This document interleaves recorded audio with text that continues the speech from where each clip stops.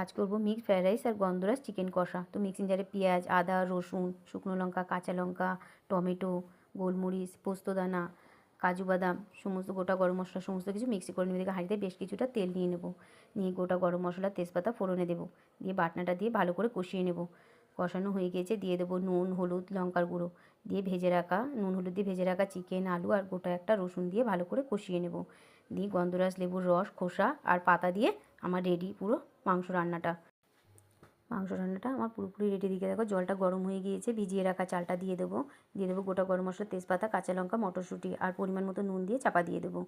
তো ভাতটা হয়ে গিয়েছে। এদিকে দেখো গোটা গরম মশলা, কিছুটা ঘি গরম করে নিলাম, গোটা গরম মশলা, কিশমিশ, কাজু বাদাম আর কুচিয়ে রাখা গাজর আর ক্যাপসিকাম দিয়ে উপর থেকে চালটা দিয়ে একদম পরিমাণ মতো নুন আর চিনি দিয়ে ভালো করে মিশিয়ে নিলে রাইসটা আমার পুরোপুরি রেডি। মুখে দিতে দারুণ স্বাদ, অপূর্ব খেতে, দারুণ লোভনীয়।